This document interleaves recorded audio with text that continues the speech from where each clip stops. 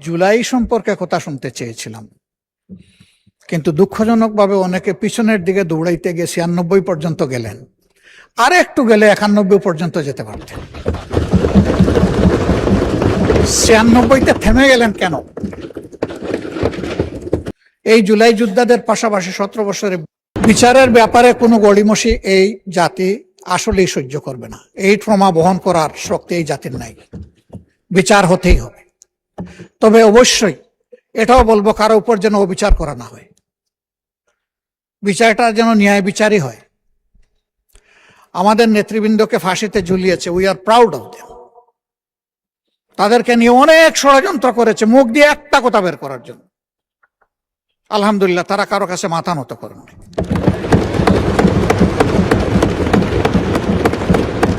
ফাঁসির তক্তার উপর দাঁড়িয়ে তারা বিজয়ের গান শুনিয়ে গেছেন আমাদেরকে। তারা শক্তি এবং সাহস আমাদেরকে দিয়ে গেছে, আমরা তাদেরকে নিয়ে গর্বিত। তারা আমাদের সম্পদ, আমি বিশ্বাস করি তারা জাতিরও সম্পদ। কিছু মিডিয়া, সবাই নয় তবে বেশিরভাগ, সেই সময় স্বৈরাচারকে ভয়ঙ্কর স্বৈরাচার হইতে সাহায্য করেছিল। তাদের ব্যাপারে কি পদক্ষেপ আগেই বা নেওয়া হলো, এখনো বা নেওয়া হচ্ছে, আমরা কিছুই বুঝতে পারছি না। বরঞ্চ তারা এখন আবার পানি গুলা করার জন্য ময়দানে নেমে পড়েছে। তারা রাষ্ট্রদ্রোহী কথাবার্তা বলছে, কিন্তু এই সমস্ত বিষয়ে অ্যাটেনশন দেওয়া হচ্ছে না। কোন শক্তির বলে তারা এটা করে, আমরা জানতে চাই সরকারের কাছে। তার ব্যাপারে দুর্বলতাটা কোথায়, এটা জাতির সামনে খুলাসা করতে হবে। বর্ডারে সুড়সুড়ি দেওয়া হচ্ছে, সরকার এখন পর্যন্ত এই ব্যাপারে কিছুই বলেননি। আমরা আমাদের অবস্থান থেকে যতটুকু সম্ভব আমরা বলেছি। আমরা পরিষ্কার বলতে চাই, এটি একটি স্বাধীন দেশ। এই দেশের প্রত্যেকটি বালুকণার আমরা পাহারাদারি করব ইনশাআল্লাহ।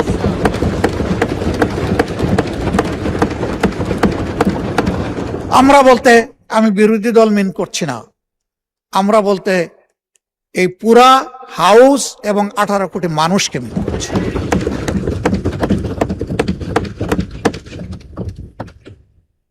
আমি ধন্যবাদ জানাই মাননীয় শিক্ষামন্ত্রীকে, তিনি একটা দুঃখ প্রকাশ করেছেন তার একটা মন্তব্যের জন্য। আসলে তিনি দুঃখ প্রকাশ করেছেন, এই জন্য এখানে আর বলার কিছু নেই। কিন্তু এটা শুনে আমার মোটেই ভালো লাগেনি। এটা যে সেন্সেই তিনি বলে থাকেন না কেন, আমাদের পর্যায় থেকে এইরকম কোনো মন্তব্য হওয়া উচিত নয়। এটা আমাদের অনেক কেয়ারফুল হওয়া উচিত। আসসালামু আলাইকুম রহমতুল্লাহ। সুপ্রিয় দর্শক, সংসদে এবার বিএনপি নেতাদের উচিত জবাব দিয়েছেন আমিরাত আমার ডাক্তার শফিকুর রহমান, যা ভিডিওর শুরুতে আপনারা সামান্য অংশ শুনলেন। এখন আপনাদের পুরো ভিডিওটা দেখাবো, তো আপনাদের প্রতি অনুরোধ রইল আপনারা পুরো ভিডিওটা দেখে যাবেন। তো চলুন আমিরাত আমাদের সেই সংসদের বক্তব্যের ভিডিওটা দেখে আসি। জুলাই সম্পর্কে কথা শুনতে চেয়েছিলাম, কিন্তু দুঃখজনকভাবে অনেকে পিছনের দিকে দৌড়াইতে গিয়ে ৯৬ পর্যন্ত গেলেন, আর একটু গেলে ৯১ পর্যন্ত যেতে পারতেন। ৯৬তে থেমে গেলেন কেন? ৯৬ এর ব্যাখ্যা দিয়েছেন চমৎকার ভাবে, যে ৯৬ একসাথে আমরা জোট করি নাই, জোট হয়েছে বিএনপির সাথে। এর বাইরে কারো সাথে এর আগে আমাদের জোট ছিল না। যদি বলা হয় এটা ১ থেকে ১০০ পর্যন্ত পুরাটা মিথ্যা। এটা ইতিহাস জানার কমতি, এটা রাজনীতিতে অনভিজ্ঞতা।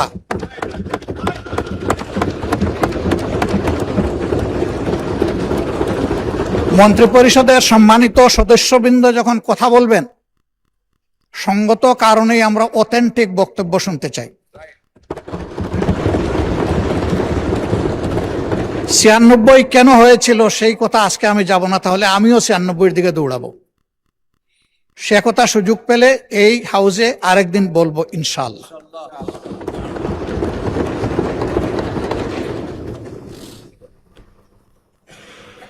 আমার আরেকজন মাননীয় প্রতিমন্ত্রী তিনি বলেছেন, আমি বুঝেছি এটা এনসিপির দিকে ইঙ্গিত করে বলেছেন, যে তারা তো তখন ছিলেন, তখন কি করেছেন তারা, বা আরো কিছু করতে পারতেন কিনা। আমি ওই দোষাদোষিতে যেতে চাই না। এই ব্যাপারে এনসিপির আহ্বায়ক বক্তব্য রেখেছেন এবং চমৎকার করে বলেছেন যে আমরা এটা করেছি, ওইটা করেছি, আরো করা দরকার ছিল, আমরা পারি নাই, এখন আপনারা করেন। এটাই হওয়া উচিত। আমি গিয়েছিলাম ব্যাংককের হাসপাতালে পঙ্গু জুলাই যোদ্ধাদেরকে দেখতে। আমি সবার সাথে কথা না বলতে পারলেও অনেকের সাথে কথা বলেছি। আমি জানতে পেরেছি তাদের যাদেরকেই পাঠানো হয়েছে চিকিৎসার জন্য, এইটা সদ্য সাবেক সরকারের সময়ই পাঠানো হয়েছে। কিন্তু এখনো আমাদের কাছেও আসে, আমার বিশ্বাস সরকারি দলের নেতৃবৃন্দের কাছেও যায়। বহু আহত পঙ্গু যোদ্ধা চিকিৎসার জন্য এখন দাঁড়ে দাঁড়ে ঘোরায়। আমার অনুরোধ, সরকার যেন তাদের দিকে দৃষ্টি দেয়। ওই দোষারোপের রাজনীতিতে যাওয়ার দরকার নেই, দায়িত্ব পালন হোক, শান্তি পাব। আরেকটা কথা এখানে অনেকেই বলেছেন, আমি আরেকবার বলতে চাই। জুলাই ছিল ফলাফলের সময়, কিন্তু তার ক্ষেত্র তো 17.5 বছর। এই সময়ের ভিতরে যারা গুম হয়েছেন, খুন হয়েছেন, পঙ্গু হয়েছেন, তাদেরকে ফেলে দেওয়া, ভুলে যাওয়া উচিত হবে না। এটা নিজের আত্মার সাথে বিশ্বাসঘাতকতার সামিল হবে। তাকে পরম শ্রদ্ধায় তাদেরকে স্মরণে রাখতে হবে, শুধু মুখে নয়, কাজে।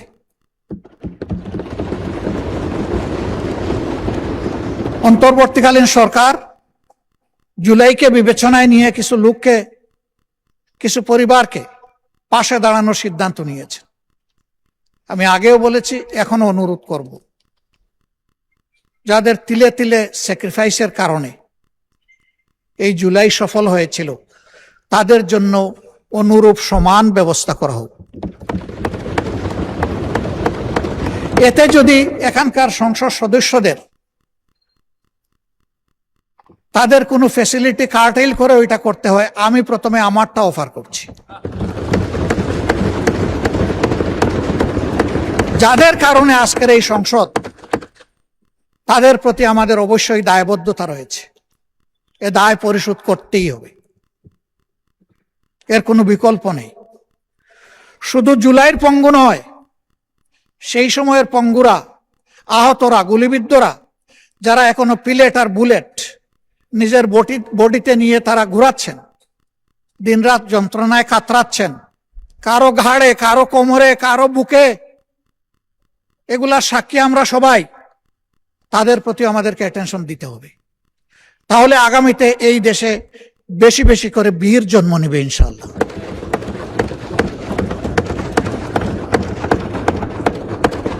এখানেও আছেন একজন, তার সন্তানকে যখন আদালতে তোলা হচ্ছে, মা তখন পিঠ চাপড়িয়ে বলেছিল, ভয় পেও না।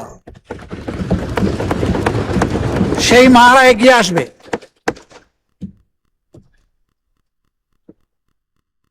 কিন্তু আমরা যদি বিস্মৃত হয়ে যাই, তাদেরকে যদি আমরা ফেলে দেই, তাহলে এটা হবে না। আমি দুইটা প্রতিষ্ঠানের প্রতি মাননীয় প্রধানমন্ত্রীর একান্ত উদ্যোগ কামনা করছি। একটা হলো, মেহেরবানি করে এই জুলাইতেই জুলাই জাদুঘরটা খুলে দেন। যদি কিছু কাজ বাকিও থাকে তাও খুলে দেন। এই রিনোভেশন, এডিশন, ডিডাকশন, এটা কন্টিনিউয়াস প্রসেস, এটা চলতে থাকুক, কিন্তু জুলাই জাদুঘরটা খুলে দেন। আপনি উদ্বোধন করবেন, আমাদেরকে দাওয়াত দিলে আমরাও আপনার পাশে থাকব। জুলাই ফাউন্ডেশন, এটা জুলাই যোদ্ধাদেরকে সাপোর্ট দেওয়ার জন্য, সম্মান দেখানোর জন্য একটা ফাউন্ডেশন হয়েছে। আমি ব্যতীত শুনে, যদি এটা সঠিক হয়ে থাকে, এই ফাউন্ডেশনের কর্মচারী কর্মকর্তারা গত 5 মাস ধরে তারা কোনো বেতন পান না। আমি এটা জানি না ভাই, আমি যেটা জানি না সেটা আমি বলবো কিভাবে। আমার একান্ত অনুরোধ, সরকার এই প্রতিষ্ঠানটাকে যেন আরো প্রাণবন্ত করে তোলে। ওই একই, এখানেও বীর জন্ম নিবে বেশি করে ইনশাআল্লাহ। এরপরে আমার অনুরোধ, যাদের বিচারের কথা বলা হয়েছে তাদের বিচারে কেউ যদি গড়িমসি করে, হাসরের দিন আমি তাদের বিরুদ্ধে বাদী হব। এখানে আমি যে মুখগুলা দেখতে পাচ্ছি, অনেকে একসাথে আমরা জেলে ছিলাম, আমাকে নিলে একটু বেশি আদর করত, দীর্ঘ সময় রাখত, সহজে ছাড়তো না আমাকে। আমার বন্ধুরা অনেকে আমার পরে যেত, আগে চলে আসতো। তা আমাকে বেশি সময় কেন রাখতো এটা তারা ভালো জানে। তবে আমরা যারা জেলে বন্দী ছিলাম, শরীরটা জেলের ভিতরে ছিল, মনটা আমাদের বাইরে ছিল। এই জুলাই যোদ্ধাদের পাশাপাশি 17 বছরের বিচারের ব্যাপারে কোনো গড়িমসি এই জাতি আসলেই সহ্য করবে না। এই ট্রমা বহন করার শক্তি এই জাতির নাই। বিচার হতেই হবে। তবে অবশ্যই এটাও বলবো, কারো উপর যেন অবিচার করা না হয়, বিচারটা যেন ন্যায় বিচারই হয়।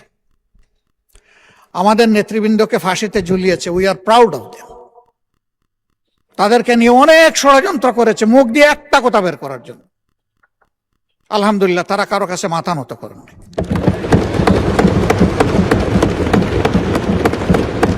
ফাঁসির তক্তার উপর দাঁড়িয়ে তারা বিজয়ের গান শুনিয়ে গেছেন আমাদেরকে। তারা শক্তি এবং সাহস আমাদেরকে দিয়ে গেছে, আমরা তাদেরকে নিয়ে গর্বিত। তারা আমাদের সম্পদ, আমি বিশ্বাস করি তারা জাতিরও সম্পদ।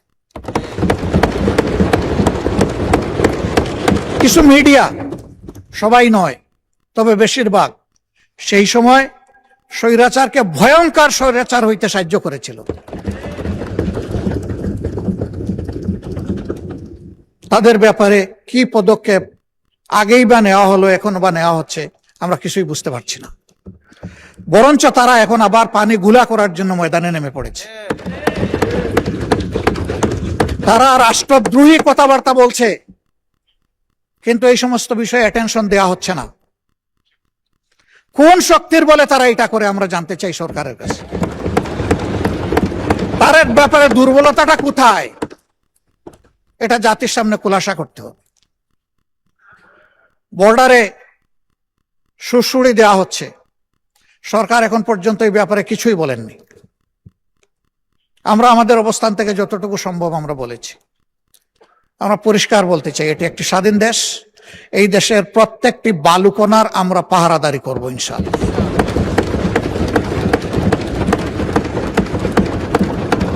আমরা বলতে আমি বিরোধী দল মিন করছি না, আমরা বলতে এই পুরা হাউস এবং 18 কোটি মানুষকে মিন করছি।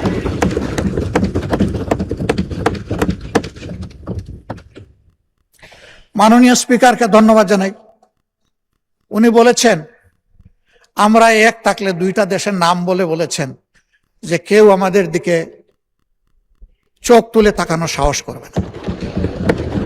আমরা সেই দেশ, সেই সরকারটা দেখতে চাই।